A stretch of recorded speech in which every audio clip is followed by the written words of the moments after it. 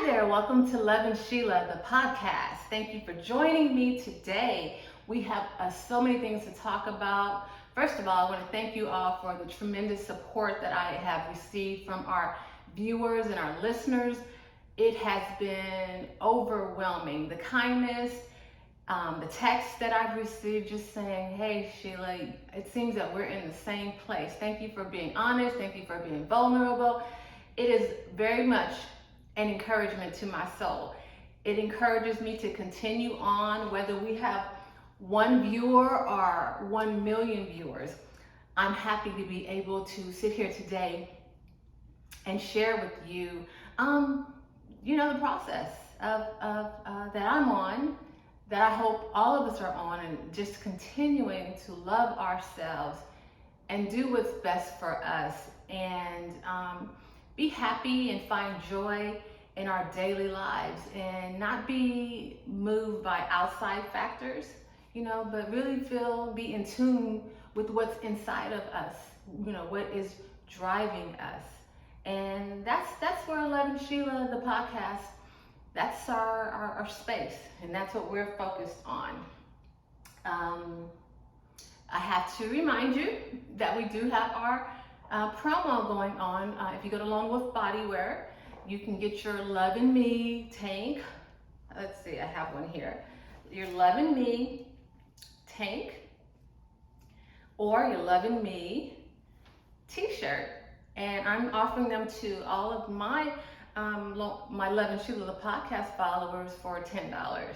So you just go in there, alongwithbodywear.com, and you put in the promo code either podcast or Lovin Sheila, and if you use either of those, you will get the shirt for $10, because I want us to not only love ourselves, but have gentle reminders to continue on a daily basis on that journey to love ourselves more. And so this is just another tool just to remind you of our mantra, okay? Because we can't fully love ourselves we can't fully love others. We can't be our best self until we actually love ourselves, and we learn to commune with ourselves and be with ourselves and be happy in that space. And I was talking to a friend this week, and we were talking about just that. And I love my husband, I love my family, I love my son, I love all these people and these different things in my life. However, before I can truly love anyone, I have to love myself, and it starts there. So just like when you're on the airplane, and if they're saying in the case of a problem, put on your oxygen mask first before you help others and little children. Well, likewise, in loving ourselves before we love anyone else, it's kind of like that. We have to put on our oxygen mask first. So we have to love ourselves, and then we can begin to love others more fully and more completely. And that's something that I've learned, in my many years.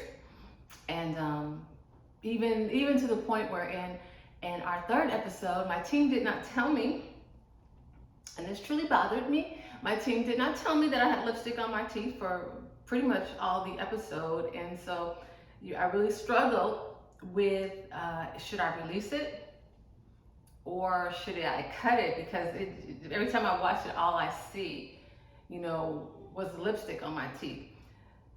And I guess this is a growing process for me, because oftentimes even looking in the mirror, I'll say, oh goodness, your hair is not right, it's so much thinner than it used to be, and oh God, is that a gray? Is that a wrinkle? Whatever the case may be. So I look in the mirror and I see these things, and that's what I focus on, but that's not really what the world sees. It's just me who sees all the flaws.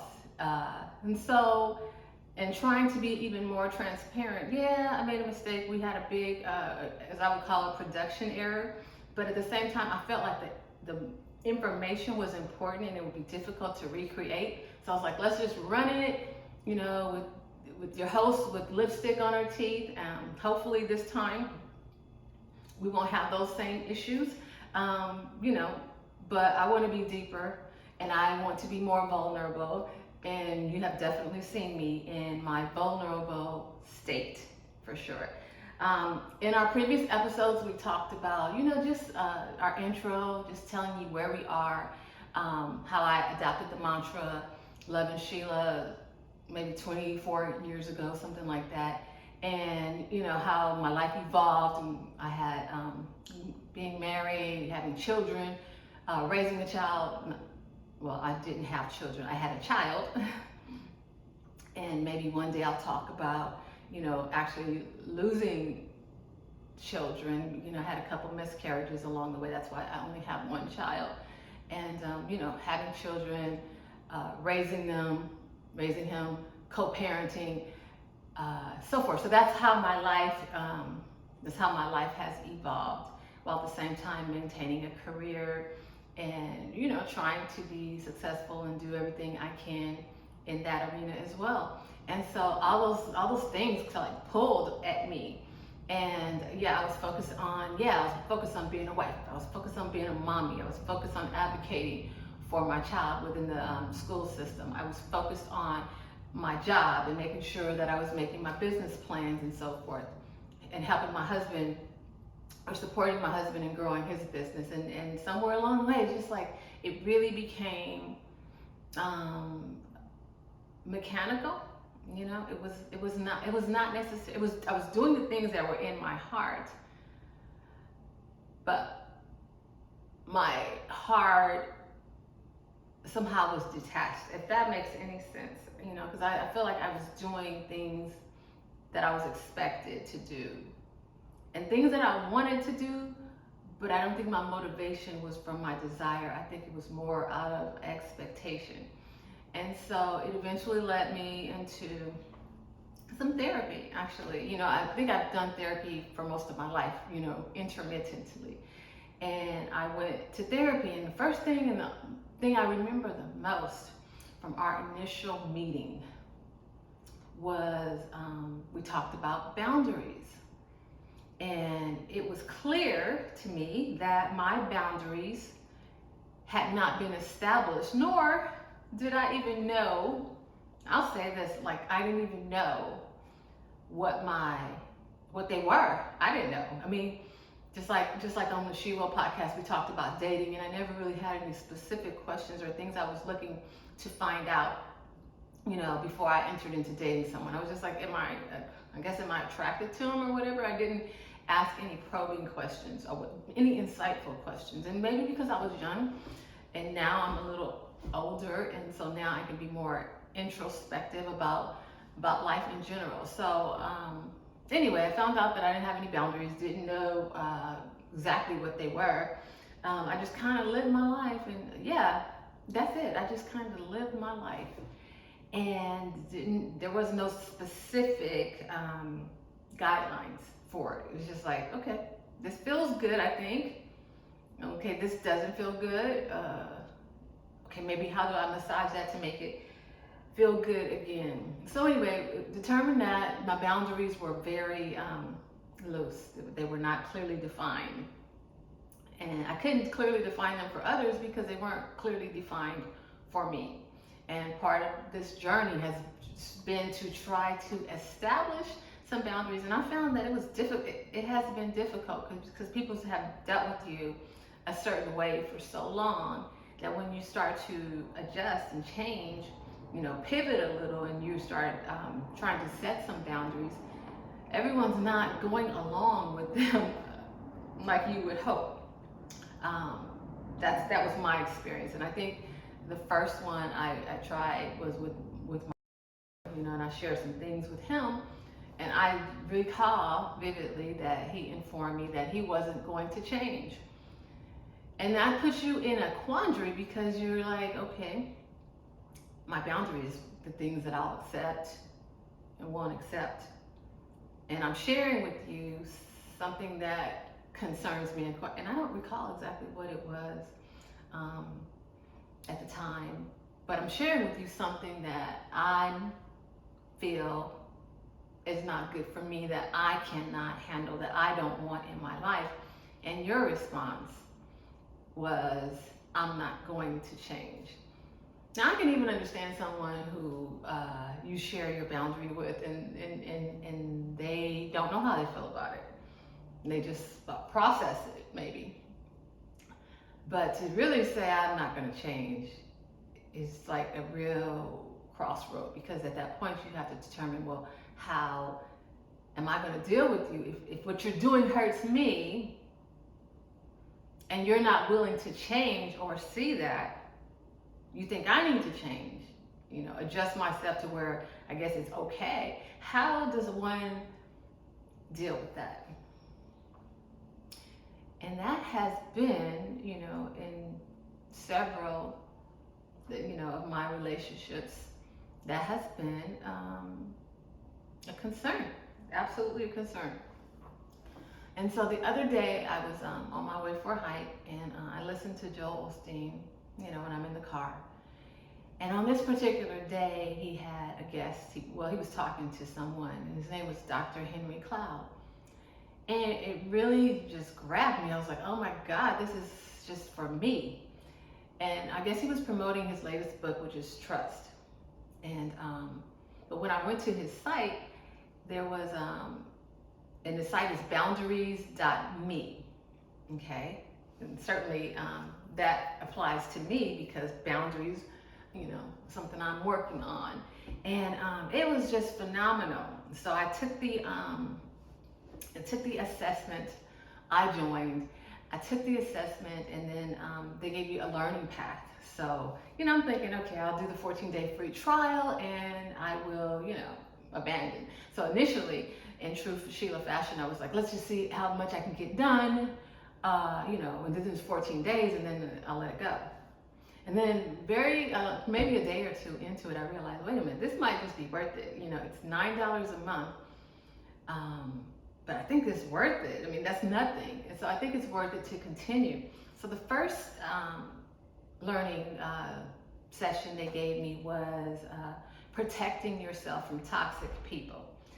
And I won't, I have trouble with the word toxic, because there's some people who people I love, and I don't want to say, oh, they're toxic or whatever.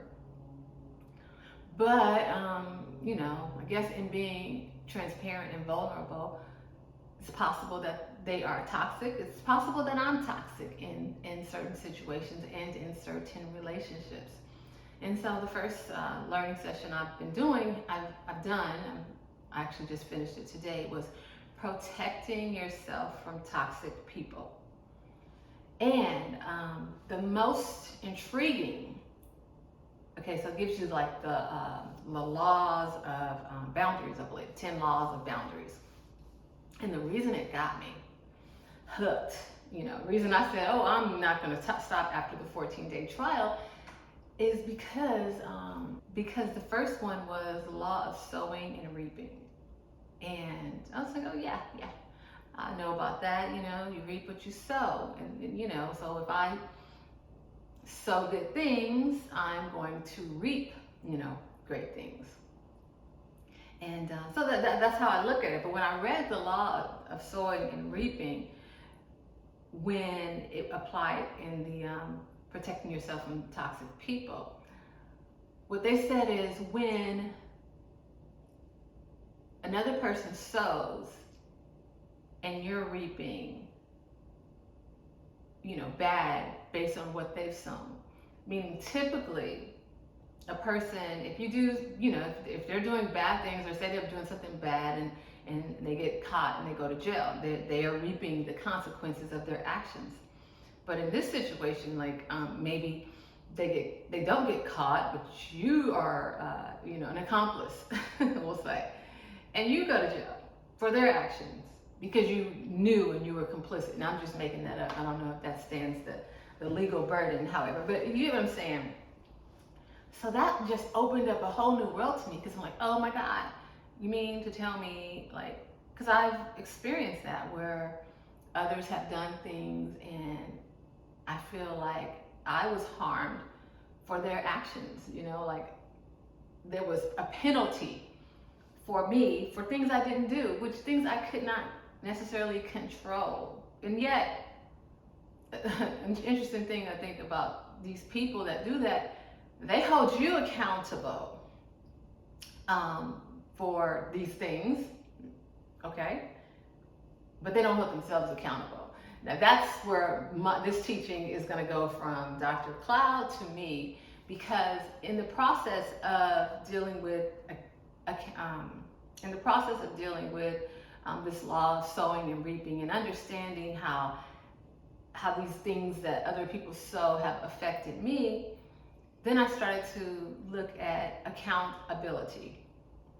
And again, I recently went back into therapy, and I've been talking with a therapist, and we talked about that. And again, we talk about examples of good boundaries, and we talk about examples of boundaries that need to be improved, unclear boundaries, and so forth. And then, she brought to me my failure, my inability to hold people accountable, and all these things hurt. They hurt because they're not the image that I see myself. Like I said, I'm the strong Black woman. I'm fierce. I can do all things. And I can. I absolutely can. And I absolutely am. But in the process, I had to know that there's some cracks in my armor. There's and they're significant, and they hurt, and they leave me broken. Oh my gosh. And that's not something that I want to confess. Like I told my girlfriend this week, I said, I'm broken.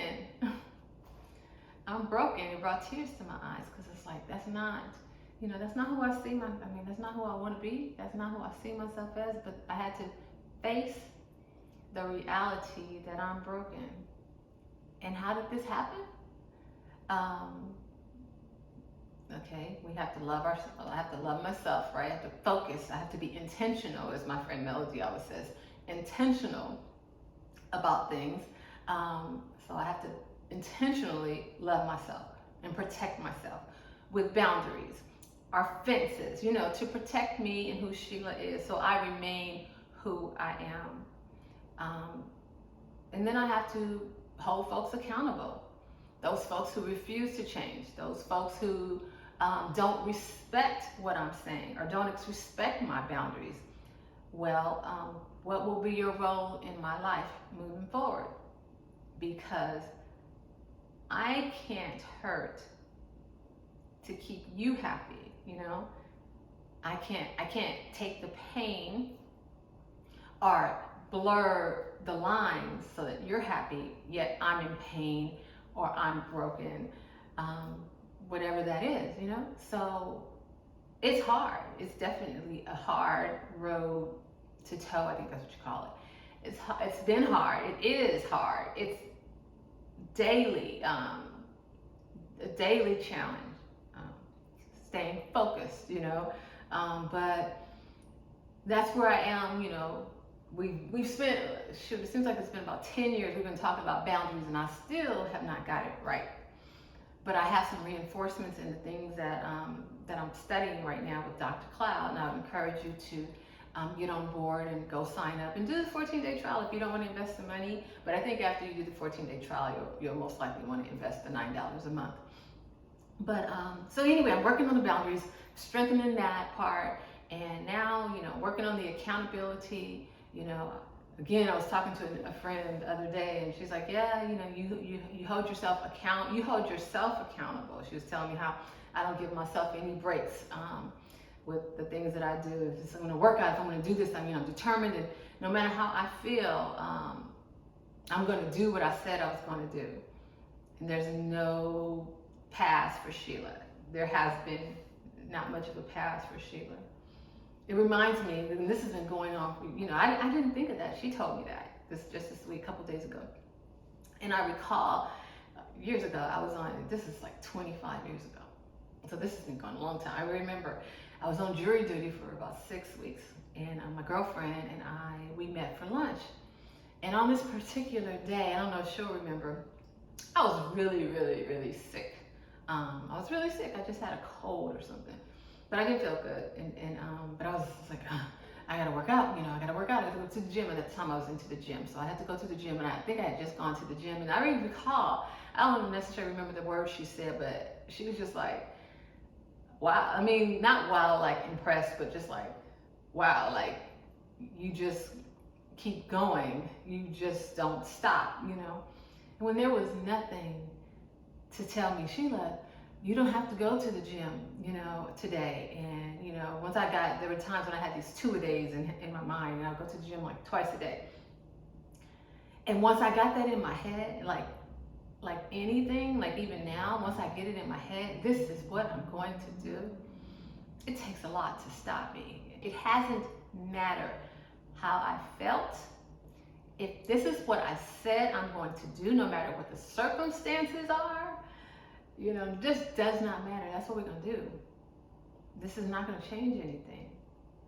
And I think that's a good characteristic in some ways, but then there's this other part that's just not very forgiving or accepting, because hey, you may not feel good today. Maybe your knee hurts. Maybe you're tired. Maybe you didn't get any rest last night. And in the past, I was like, it doesn't matter. We're gonna persevere. I said I was gonna work out every day this week. I'm gonna work out every day this week. I didn't leave any wiggle room for myself. And I think in everything, even, in marriage, in parenting, and career, maybe you can have some wiggle room, because a lot of times I'm not the best always at communicating, and maybe my husband doesn't know, well, the reason she doesn't want to do this is because she wants to go and work out at this time in the morning, or whatever the case may be, because I'm operating in that machine mode as opposed to, being sensitive to Sheila, to what's really going on. And so, I would encourage, and I don't know if I went off topic a little bit, but I would encourage you, again, as you're loving yourself, just stay focused. Always know and always hear what yourself, what you are telling yourself. Just like I told you, my therapist years ago said, so what does little Sheila want? And I told her what little Sheila wanted. But just always keep that in your mind, because frankly, it's something that I lost sight of.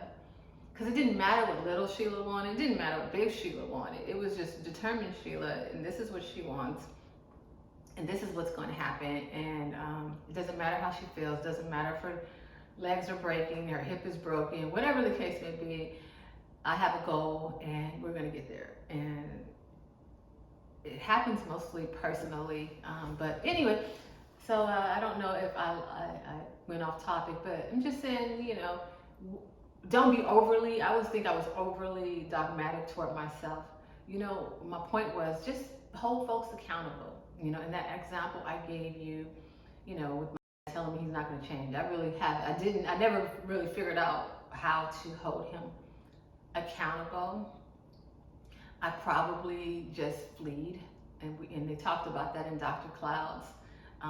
It was the lizard part of your brain, the part that just does a fight or flight. So I could confront that comment, or I could just flee and not address it. And so I think it's something I'm working through, and yet to be determined. And as I'm talking, all these different things I'm recalling from the Dr. Cloud lesson, because he had one to be determined when people put pressure on you, and you don't have to give an answer right now. You don't have to respond. You can leave it to be determined and let it marinate, sit on it, do whatever you need to do to make it well with you, Because at the end of the day, if you're involved in it, then it has to be well with you. Okay, moms, okay, dads, it has to be well with you. So recall that, remember that. Okay, so another thing I don't think we talked about previously, as things, I feel like maybe over the last 2 years, I've gone through a serious season of change. And not because I was so proactive, because I wasn't, and I haven't been, but because everything was squishing me. It was squishing me to change. It was squishing me. It was, it was suffocating me, where I had no choice but to, like, oh my gosh, Sheila, step out, and I recall telling my husband, I feel like I've been passive, and I didn't even think I was a passive person, but I was like, I think I've been passive for several years. And that, again, another thing, it chapped my hide. Like, I look back over all these different things that I'm seeing, and it really perturbs me. And it's nobody I'm angry with but myself. But then that's when I have to remember, forgive yourself, You did some things that, looking back, you might not have done the same way if you had an opportunity, but at the same time, let it go. Release yourself. Forgive yourself. So anyway, I'm in this season of change. I definitely don't want to be passive about my life. I want to be proactive and make things happen. And what doesn't make me happy, address it and find the happy place, because I'm an active participant in the life of Sheila Baker.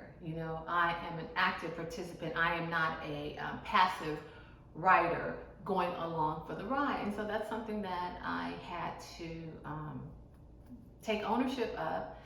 And so along the way, I started journaling. I don't know if we talked about that, but I started journaling, and I find that it's good for me just to work through my thoughts.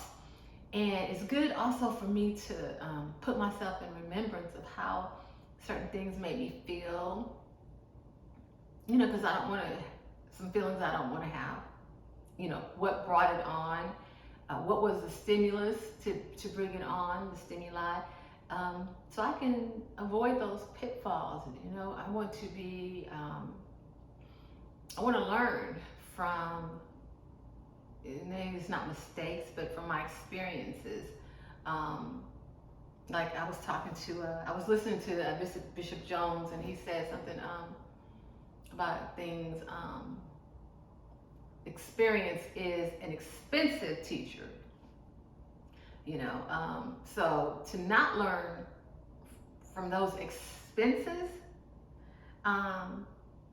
is ridiculous to me. So I have spent so much of my life in experiences that were very costly to me, that at this point in my life, I want to make sure that I use those experiences to guide me into what makes me happy. And I shared that with my sister. The expensive experience is expensive, and she told me my brother-in-law calls it bought sense.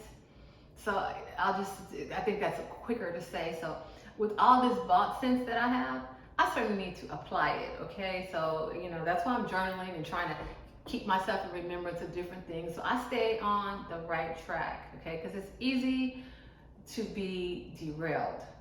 Without a doubt, trust me. I mean, it is easy to be derailed. I have to say it again, because you are not by yourself in this world, and everybody has needs and they have wants and they're coming at you.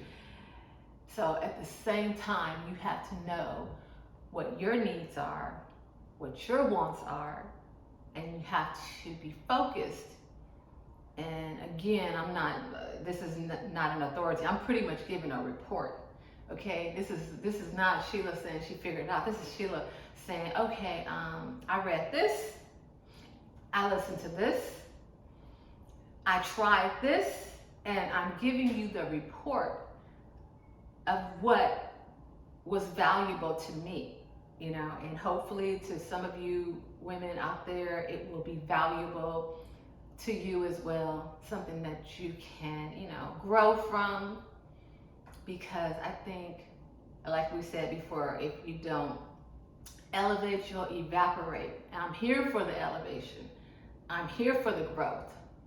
I'm here for the Sheila 2.0. or the 5.0 if it need be. I'm here for that elevation. I am. There's more to life than material things. You know what I'm saying? You can have everything in the world, but not have peace. And your soul, your mind, your will, and emotions not be where they need to be, that they're troubled. So, like we always say, trouble don't last always. And I've never seen that in the Bible. It's not in the Bible. If it is, send that to me. But it's a good old Christian mantra that we use, and it's true. Trouble doesn't last always. And through God's grace, it doesn't. And He has given us these tools, and I'm saying let's just use them, my friends. Let's just use them, ladies. Let's use them, to be our best selves, our most elevated selves, our most beautiful self, inside and out. All right?